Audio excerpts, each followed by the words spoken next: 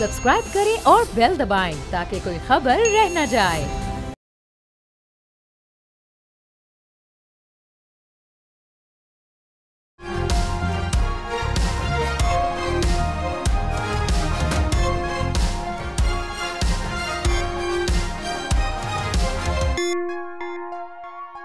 बिस्मिल्लाहिर्रहमानिर्रहीम, अस्सलाम वालेकुम। आप देख रहे हैं प्रोग्राम तब्दीली और मैं हूं जवाद कमाल।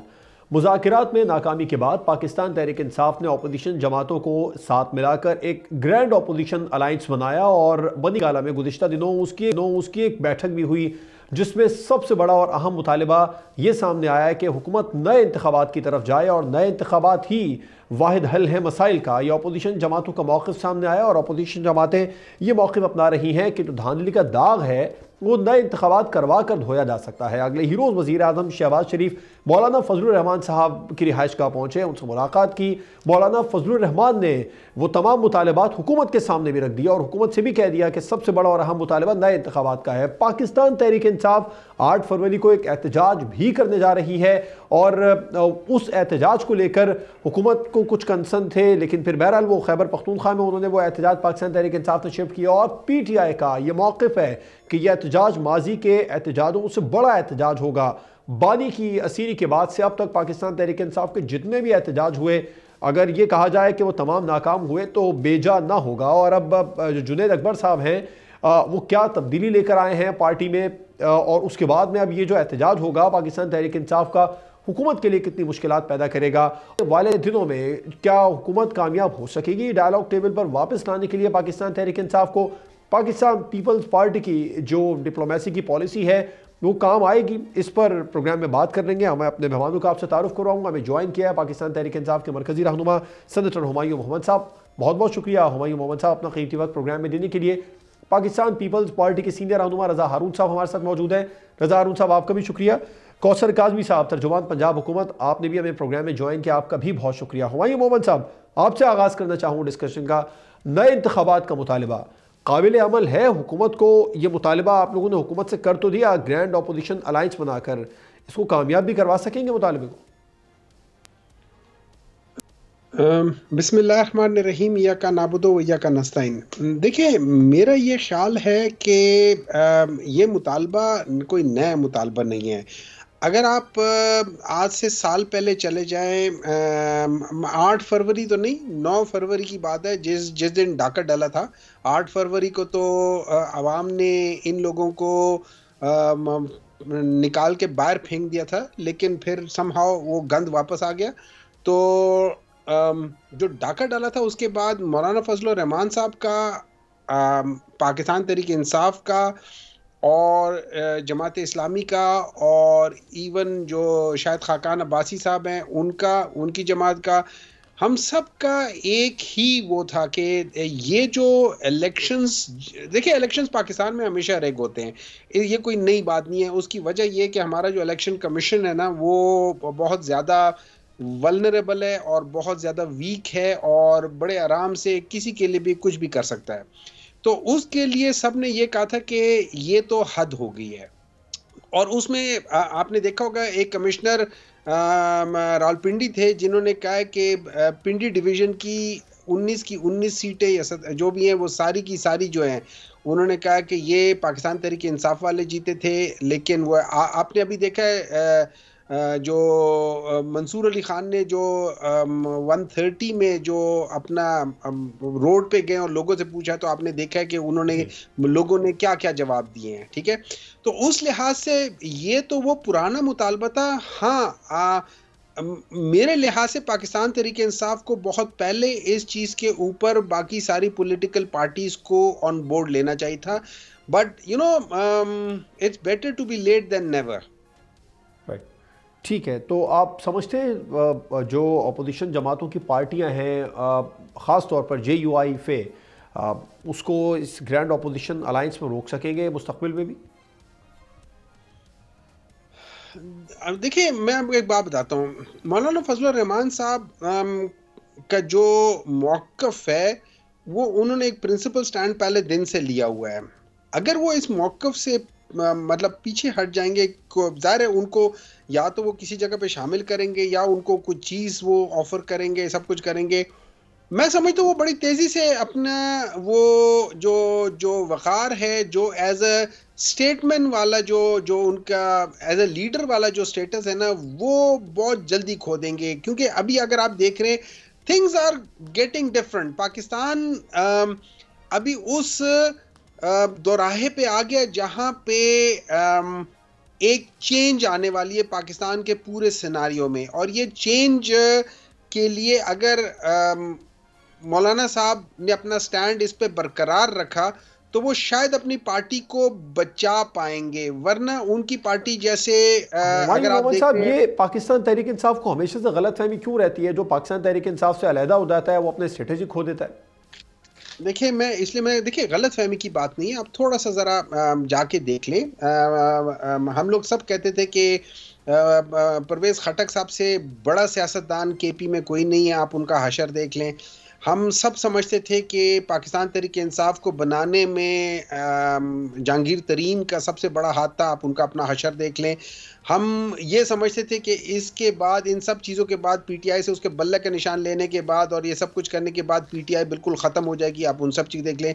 तो मेरी नज़र में, और ये देखिए मैं इस बेसिस पे नहीं कर रहा हूँ कि मैं as a Pakistan Tehreek Insaf worker या लीडर मैं कह रहा हूँ, मैं अवाम के जज्बात को सामने रखते हुए मैं देख रहा हूँ। अवाम जिस तरफ जा रही है ना, अगर आप उसको रीड नहीं कर पाएंगे तो then you are going into a perfect storm, ये याद रखना। अगर आप उनको रीड कर लेंगे तो फिर शायद आप अपने आप को वो बचा दें। मैं आपको देख रहा हूँ अब फॉर एग्जांपल इस वक्त केपी से जो एएनपी है वो बिल्कुल वॉश आउट हो चुकी है, और उनका जो लीडर है अब वो किसी और सूबे में जाके किसी और के वोटों से लेकर अपने आप को लेकर आ रहा है, just because for one reason another reason. तो अगर इसी तरीके से अगर आपने पॉलिटिक्स करनी और सियासत करनी, और मैं ये समझता हूं कि यहाँ पे एक अपॉर्चुनिटी है, देयर इज एन अपॉर्चुनिटी कि इस अलायंस के बेसिस पे, लेट्स से अगर मैं पाकिस्तान तहरीक इंसाफ का हूं आदमी, तो मैं मौलाना साहब मुझसे आके बात कर सकते हैं कि जी हम केपी में अलायंस करते हैं तो क्या होगा। मैं कहूंगा कि जी ये जो 25 सीटें जो हमसे ली गई हैं या जो भी हैं, we are willing to give you all दो सीट्स। सो वो 25 सीटें वो इसी तरह बलूचिस्तान में वी विल सपोर्ट। सो उस लिहाज से एक बहुत बड़ा चीज बन सकती है अगर कोई चीज हो। So you know their ways and means of doing things. ठीक, रजा अरुण साहब, अपोजिशन को राम करने में पाकिस्तान पीपल्स पार्टी की जो डिप्लोमेसी की पॉलिसी है, मुफाहमती पॉलिसी है, वो कहीं काम आएगी या ये मामला आगे बढ़ता रहेगा ग्रैंड अपोजिशन अलायंस का? पहले तो मैं कुछ तारीखी हवाले दुरुस्त करते चले ना में गुफ्तगू में। आपको याद होगा PDM-1 के सरबराह कौन थे, फिर आपको याद होगा कि PDM ने जब नो कॉन्फिडेंस की मूव की उसके सरबराह कौन थे, उसके सेक्रेटरी कौन थे, ये मौलाना फजल रहमान साहब मोहतरम उसके सरबराह थे, और शाहिद खाकान अब्बासी साहब उसके स्पोक्स पर्सन या सेक्रेटरी समझ लें जो थे। आज तकरीबन वही चेहरे हैं, इजाफा उसके अंदर जो है वो PTI का हो गया है। और हमें सबको मालूम है, एक माजी है, एक तारीख है PTI का JUIF के साथ। और आज जो हुमायूं भाई जो बातें फरमा रहे हैं वो मौलाना साहब को सुननी चाहिए। अगर मौलाना साहब ये वाली बातें सुन लेंगे तो यकीनन वो खुद ही नज़रसानी कर लेंगे, किसी और से कहने की ज़रूरत नहीं पड़ेगी।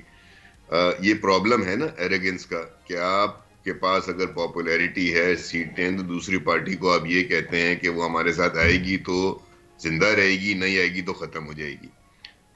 ये वो इश्यूज हैं जो ये बताते हैं कि PTI की जो मेकअप है ना पूरा का पूरा, और जो इसका जो एक अपीयरेंस है, ये टीम वर्क की नहीं है।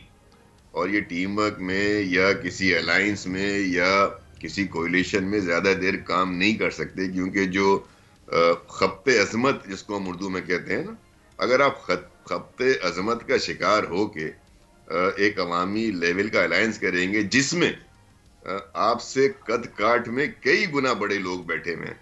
मौलाना फजल रहमान साहब का कद काट उस पूरे सिनेरियो में जो मैं देख रहा था, जो मीटिंग हुई थी, वो सबसे बुलंद है। फिर अचकज़ई साहब बैठे हुए हैं।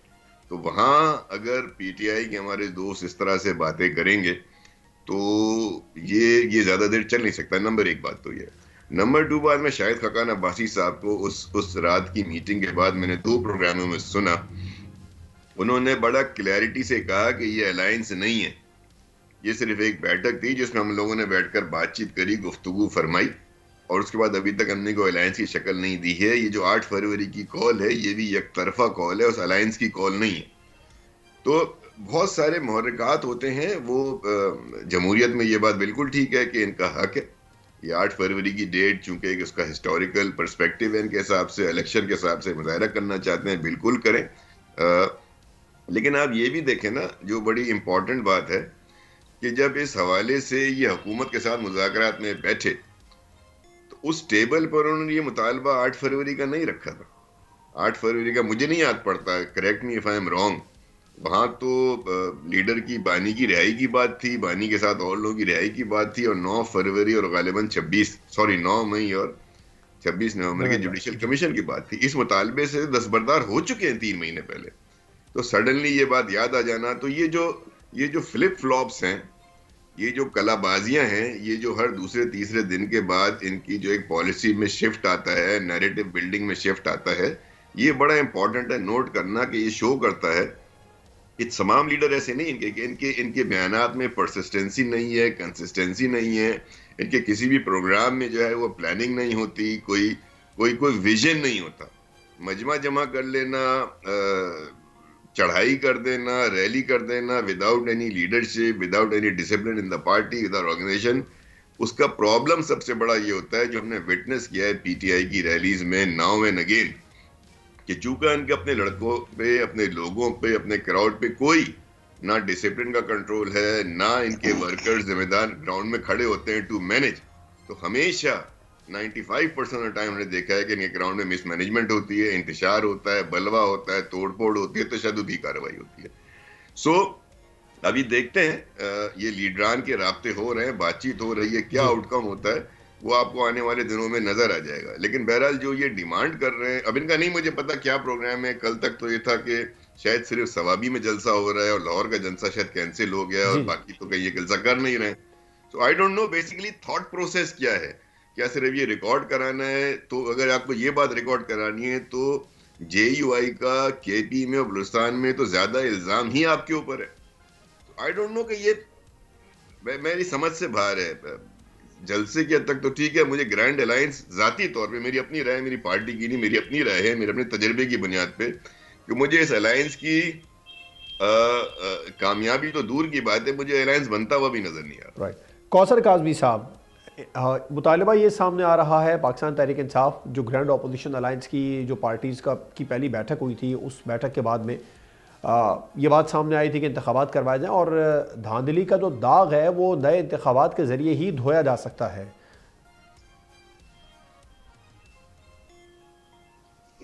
बिस्मिल्लाहिर्रहमानिर्रहीम, रब्बि सल्ली अला मुहम्मद व आले मुहम्मद। देखें जी, सबसे पहले तो जिस तरह की ये लैंग्वेज इस्तेमाल करते हैं ना, बिस्मिल्लाहिर्रहमानिर्रहीम और इय्याका नअब्दु व इय्याका नस्तईन के बाद बाकी तमाम सियासी पार्टियों के कायदीन को गंद कहकर पुकारना, तो फिर जब हम जवाब देते हैं तो उनका सोशल मीडिया जो ब्रिगेड है, जो सबसे बदतमीज तरीन तबका है, वो फौरन आप पे हमला कर देता है। भाई अपनी जुबान तो देखें, ये हमें फिल्थ कहते हैं, ये हमें गंद कहते हैं। हम आपके लीडर का माजी, हाल और मुस्तकबिल तमाम चीजों को अगर सामने रखें तो सबसे बड़ा फिल्थ, सबसे बड़ा गंद तो वो है, सबसे बड़ा गंद तो आपकी पार्टी में है। एक तरफ सवाबी में जलसा कर रहे हैं, 8 करोड़ सरकारी वसाइल, सरकारी मशीनरी इस्तेमाल करके, और KP का वजीर आला डेरा में कर रहे हैं। टुकड़ों में बटी ये जमात बताएगी कि इनके सिवा कोई सियासी हकीकत नहीं है पाकिस्तान में। एक दूसरे को पार्टी के अंदर चोर चोर कहने वाले हमें कहेंगे कि हम गंद है। जरा अपनी तरफ तो तवज्जो दें। वो जो पिंकी गोगी गैंग था जिसने पंजाब को लूटा, वो अब जाके KP में जो है वो हर तरीके से मसरूफ अमल है। आप हमें बताएंगे कि गंद क्या होता है? आपने कहा जी 8 को डाका डल गया। आप अदालतों में जाते हैं, चाहे तारण का केस हो या दीगर, वहां पे आपके पास शवाहिद नहीं होते। मैं फिर कहता हूं भला हो उन मीडिया हाउसेस का जिन्होंने पोलिंग डे को आपको फॉर्म 47 का बयानिया दिया। अब ये जो एहतजाज है, ये आपस में ताकत दिखाने का एक अमल है। एक तरफ अली अमीन है जिनको हटा के जुनैद अकबर को लगा बताया गया, ये आपस में एक दूसरे के साथ मुक्का आजमाई, ताकत आजमाई, पंजा आजमाई करेंगे और बताएंगे कि कौन बड़ा लीडर है। अब जुनैद अकबर ने तो खुल के कह दिया कि भाई मुझसे अगर पार्टी चेयरमैन ने मेरी बात से इख्तलाफ किया तो मैं छोड़ दूंगा सदारत।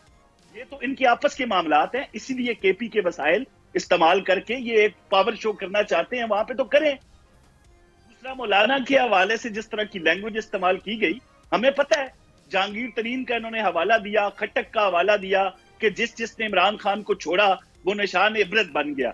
ऐसा नहीं है, इमरान खान ने छोड़ा अपने हर उस मोहसिन को जिसने अपनी जिंदगी में खान साहब पे किसी ना किसी तरीके से एहसान अजीम किया। वो तो सबसे पहले अपने मोहसिनों का शिकार करता है, चाहे वो जहांगीर तरीन हो, अलीम खान हो या परवेज खटक हो। तो ये जो हमारे डॉक्टर साहब हैं, सेनेटर साहब आप मोहतात रहिएगा। वो जो आपके माजी में उन पे जो एहसानात है ना, वो भी पास नहीं रखेंगे अगर कोई मामला हो गया। मरवत से क्या तकलीफ थी कि उसकी पॉपुलैरिटी में इजाफा हो रहा है। जो अफजल खान, उनको कोई ऐसा बंदा कबूल नहीं होता जो अवाम में जिसकी पजराई मिले। बाकी ये कल्ट है। मैं ये कहता हूं ना, इन्होंने हवाला दिया मंसूर अली खान का कि हल्का 130 के अंदर, तो वहां पे आपको हैरत नहीं हुई? जो बंदा कह रहा था कि हमें बुजदार कबूल है लेकिन हमें मरियम नवाज कबूल नहीं है, क्योंकि मरियम नवाज वो काम कर रही है वहां पे जो मैं कहूंगा जो कोई नहीं कर सका। कोई डिक्टेटर हो, आज से पहले जो वजीर आला हो, सब ने कोशिश की नाजायज तजावजात को। लेकिन साहब, वोटर की राय तो मुकद्दम होनी चाहिए, वो आपके हक में हो या आपके खिलाफ हो। पूरा पंजाब आपको एक खुलता हुआ नजर आता है। राइट, बिल्कुल ठीक है। मुझे ब्रेक पर फरमाया आपने, मैंने कहा वोटर की राय तो मुकद्दम होनी चाहिए, जिसका आप हवाला दे रहे हैं वो चाहे आपके हक में हो या आपके खिलाफ हो। आप बतौर पॉलिटिशियन आपके लिए वोटर की राय मुकद्दम होनी चाहिए। आपने उसमें ये हवाला दे रहे हैं। एक सेकंड, आप ब्रेक पे जरूर जाइएगा। आपने वहां पे ये नहीं सुना कि हमने इमरान खान के सिर्फ दावे देके, झूठ देखा, उनमें से कुछ पूरा नहीं हुआ। मुस्लिम लीग नून की हुकूमत जब भी आती है हमें तरक्याती काम होते हुए नजर आते हैं। मसला ये है कि ये अपनी मर्जी की चीज उठा लेते हैं, जहां पे इन पे तनकीद होती है वहां कबूतर की तरह आंखें बंद कर लेते हैं। तो आंखें बंद करने से कुछ नहीं होगा। पंजाब ने आपका दौर देखा जहां पे लूट कसूट का बाजार गर्म था, अभी तो उसके हकीकी वारिस मिले हैं, तो घबराए नहीं। अभी आपके लिए नाकाबिले तस्कीर हो चुके हैं और बाकी जो कसर रहती है वो भी पूरी होगी। बिल्कुल ठीक है, मुझे ब्रेक पर जाना और ब्रेक के बाद हम बात करेंगे जे का। अब ये मौक़िफ़ सामने आ रहा है कि 26वीं आईनी तरमीम के मामले पर जो बात हुई थी, जो मुतालबात हुए थे और जो कुछ तय पाया था, वो हुकूमत ने पूरा नहीं किया है। और तो पाकिस्तान तहरीक इंसाफ इंडिविजुअली 8 फरवरी का एहतजाज करने जा रही है। अगर ये एहतजाज ग्रैंड अपोजिशन अलायंस की जमातें मिलकर करें, हुकूमत मुखालिफ तहरीक चलाएं, तो फिर हुकूमत का क्या मौक़िफ़ होगी, हुकूमत की हिकमत अमली क्या होगी? ब्रेक के बाद पर बात होगी।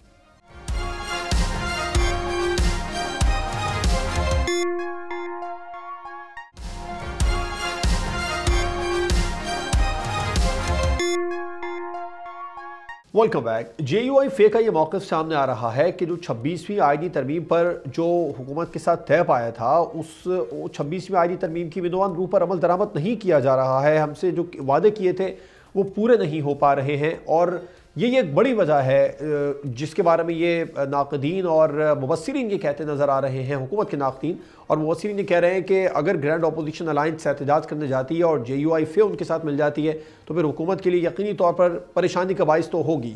आप क्या कहेंगे इस पर हुमायूं साहब?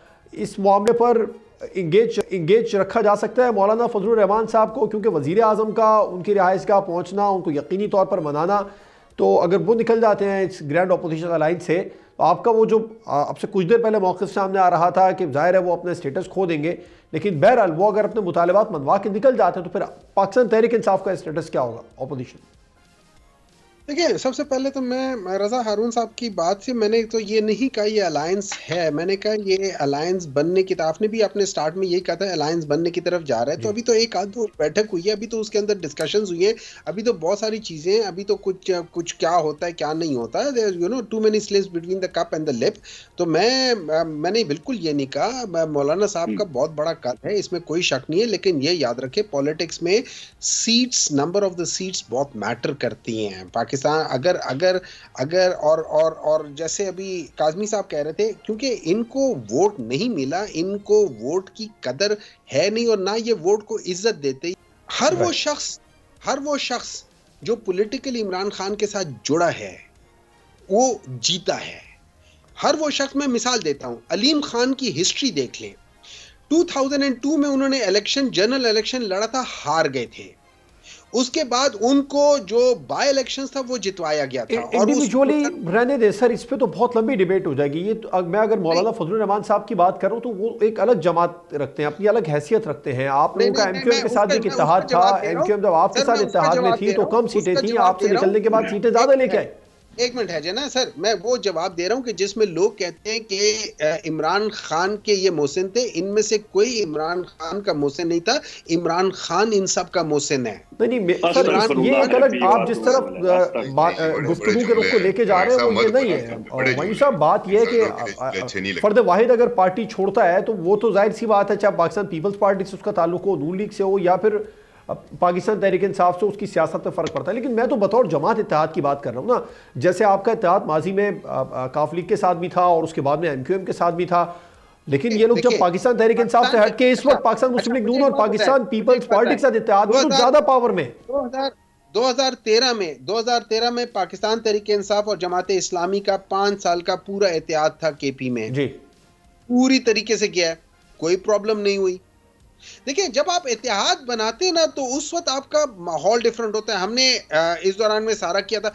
ये इत्तेहाद और चीज होती है। अगर आप इंडिविजुअली, जो मैं आंसर इसलिए किया था कि मुझे इंडिविजुअल लोगों के नाम लेकर दिए गए थे तो मैं उसका जवाब देना चाह रहा था। लेकिन जब आप इत्तेहाद की बात करते हैं, एज अ पॉलिटिकल अलायंस की बात करते हैं, तो उसके अंदर सबके स्टेक्स होते हैं। वो political alliance is totally different than one person और 2 पीपल कमिंग इन, चाहे वो हेल्प कर रहे हो चाहे वो हेल्प ना कर रहे हो। तो मेरे लिहाज से अगर मौलाना फजलुर रहमान साहब देखें, उनको फायदा क्यों। अच्छा, इन्होंने एक और इल्जाम लगाया कि सबसे ज्यादा उनको केपी में और बलूचिस्तान में, बिल्कुल उनको है।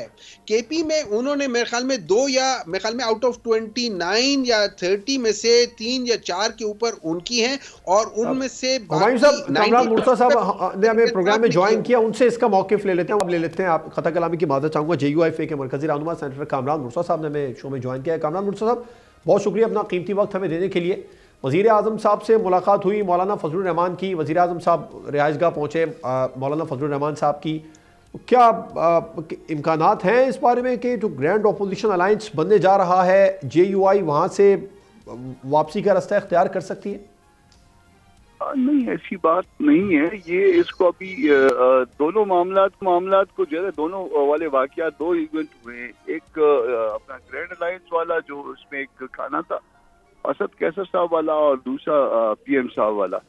दोनों में मैं कोयटा में था, तो मैं उसमें इसमें मेरे पास फर्स्ट हैंड नॉलेज नहीं है कि दोनों में क्या बात हुई। मगर मेरा ख्याल है कि अभी तक ग्रैंड अलायंस वाली बात भी मैच्योर नहीं है, और ये वाली बात तो ये बिल्कुल एक समाजी राब्ता था। इसको तो समाजी राब्ते की उसमें समझिएगा, वो अयादत के लिए आए थे कि जी इससे पहले मौलाना बीमार रहे, और बाकी वैसे गपशप चले सियासी हो भी जाती है, मगर इसमें कोई ऐसी बात मेरा ख्याल है नहीं हुई है कि जिसकी वजह से कोई राब्ते बने हुए टूट जाएं या टूटे हुए बन जाएं। ऐसा नहीं है मेरा। क्या मौलाना फजलुर रहमान साहब ने नए इंतखाबात का मुतालबा नहीं किया मुलाकात? जी बिल्कुल है, अब भी है, हम इस पे कायम है। नहीं, मुलाकात में मुतालबा किया सर, सवाल ये नहीं, मुलाकात का मैं कह रहा हूँ, मुझे फर्स्ट हैंड नॉलेज नहीं है उसकी ना, मैं खुद मौजूद नहीं था। अगर कोई मैं खुद मौजूद होता तो आपका एक बयान कामरान मुर्तज़ा साहब बहुत ज़्यादा आजकल लेते हैं, वो ये कि 26 में आईनी तरमीम के हवाले से आपने कहा कि जो हमारे मुतालबात थे, जो हमसे बात की गई थी, वो पूरी नहीं हुई है। इस पर अब JUIFA क्या स्टैंड लेने जा रही है? शायद मैं अपनी बात नहीं समझा पाया या मेरी बात समझने वाले नहीं समझ पाए। ये बात इस हवाले से थी, ये इस रेफरेंस से थी कि चीफ जस्टिस की अपॉइंटमेंट के हवाले से, इसी हवाले से पूछ रहे हैं आप? जी।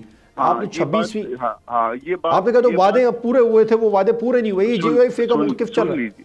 सुन लीजिए। इस बात को तवातर के साथ रिपीट कर चुका हूँ मैं भी, और मुझसे पहले बिलावल साहब भी, कि बिलावल साहब ने ये कहा था कि मंसूर अली शाह साहब जो है चीफ जस्टिस होंगे, और ये मुझे याद पड़ता है कि ये उसी वक्त की बात है, ये उसी वक्त का उनका स्टेटमेंट है। आप अगर स्लिप निकलवाना चाहें तो निकलवा लें। और मेरी जो बात हुई थी अपना तारड़ साहब के साथ, मैं इस बात को कई दफा दोहरा चुका हूँ, उसमें भी एक अंडरस्टैंडिंग थी। इसको आप कमिटमेंट ना कहिए, उसमें और इसमें एक थिन लाइन जरूर होती है।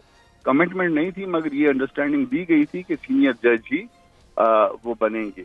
ये हमारे साथ ये बात हुई थी।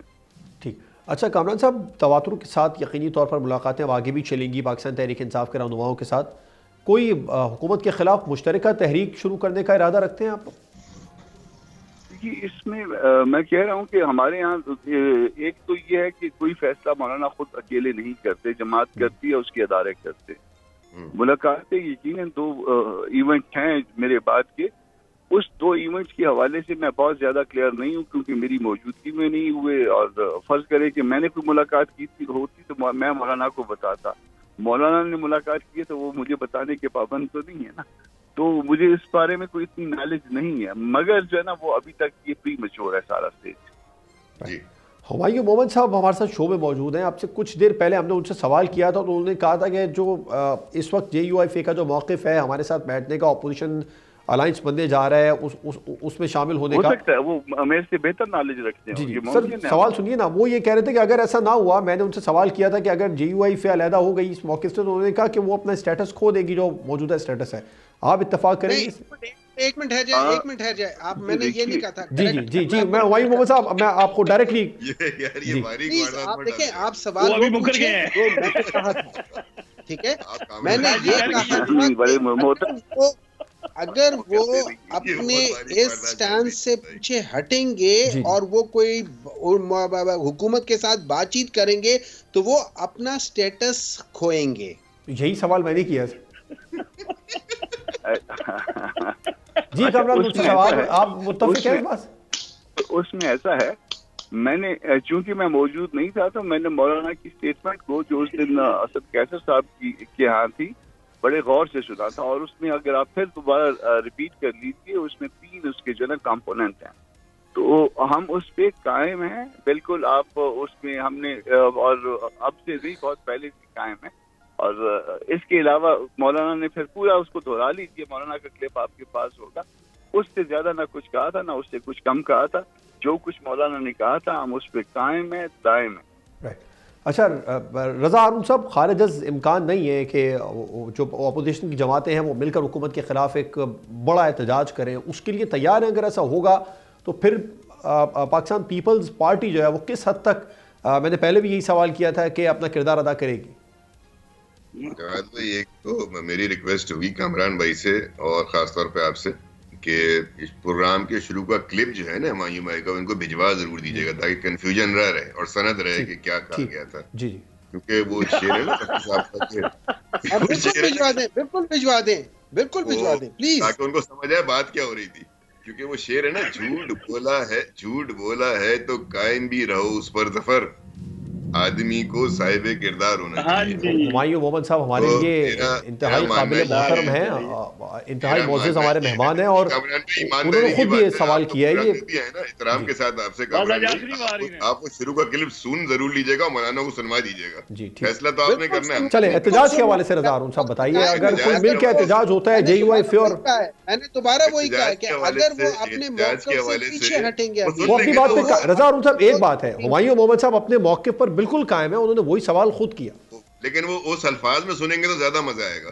सर मैं ये कह रहा हूँ कि ये जमहूरियत तो मुल्क को तबाह किया आप लोगों ने। ये पूरी तरीकेकार है कि अपोजिशन की पार्टियों को बिल्कुल हक है कि वो मिलें, साथ बैठे, गुफ्तगू करें, अपने मुतालबात यकजा होकर करें या अलग-अलग करें।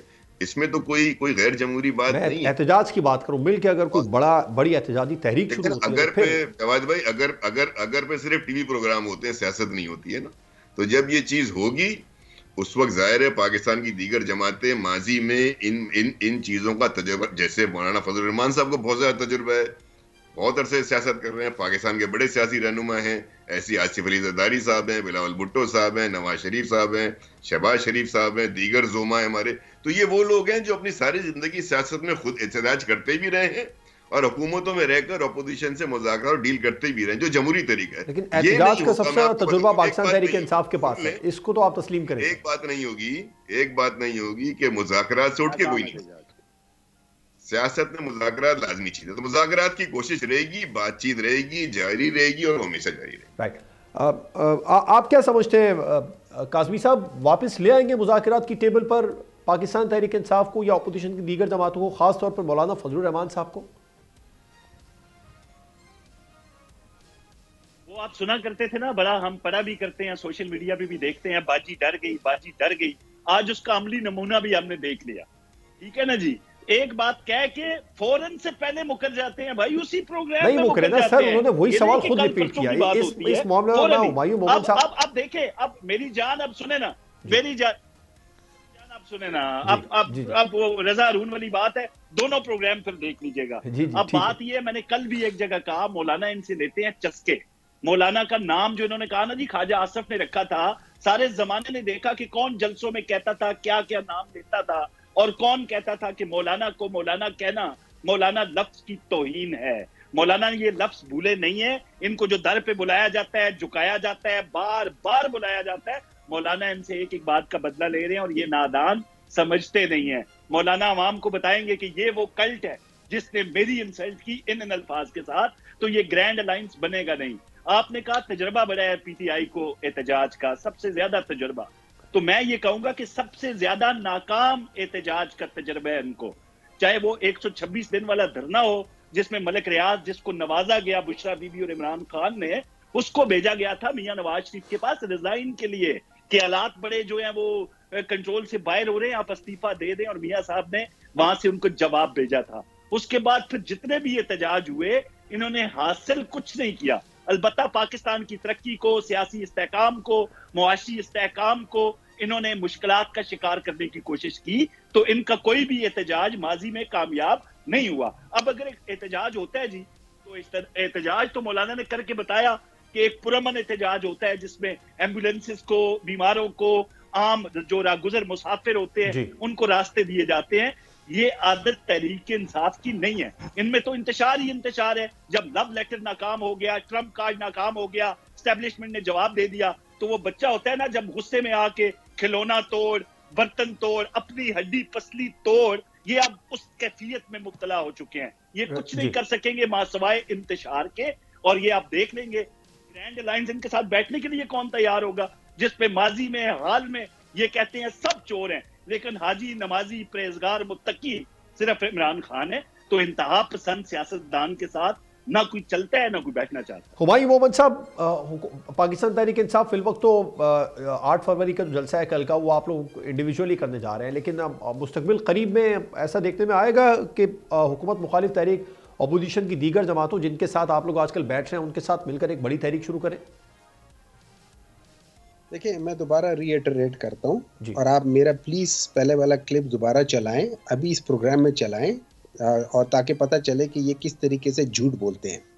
मेरा मौक़िफ़ पहले भी यही था कि मौलाना साहब ने एक उसूली पॉइंट निकाला था।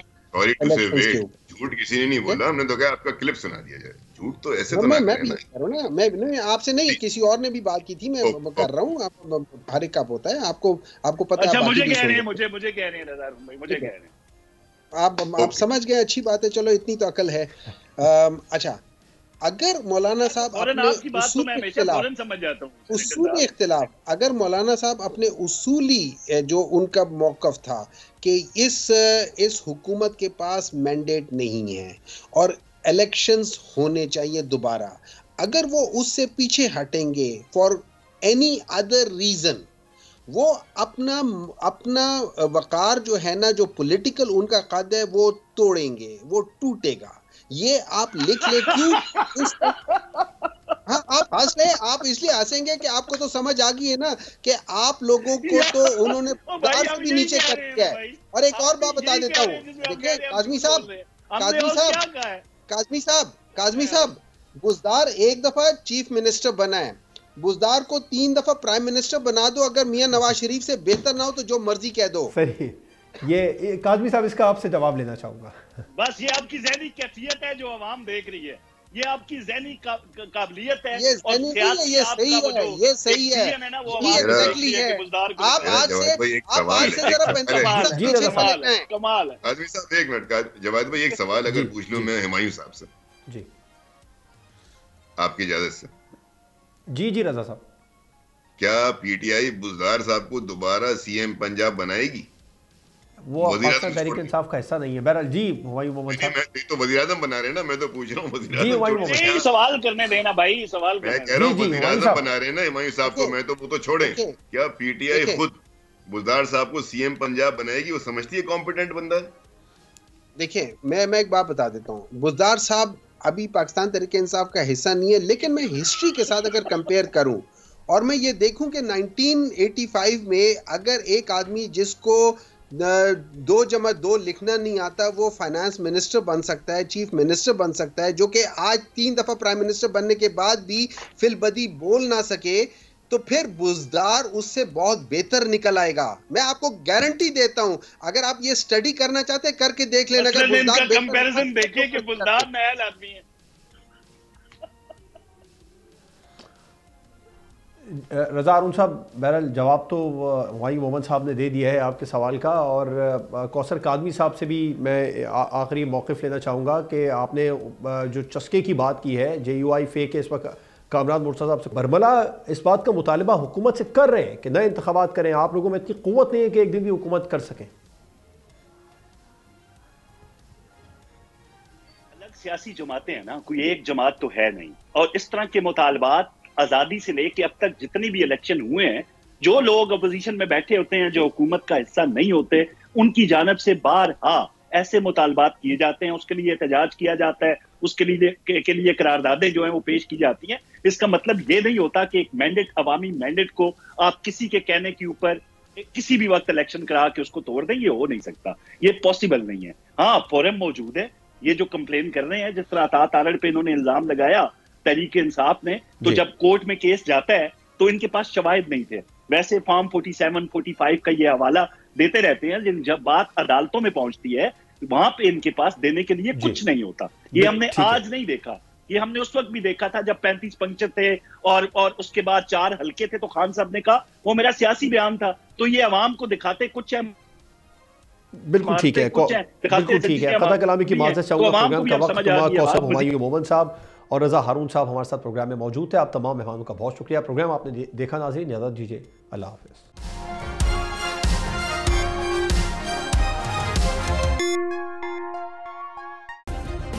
सब्सक्राइब करें और बेल दबाएं ताकि कोई खबर रह न जाए।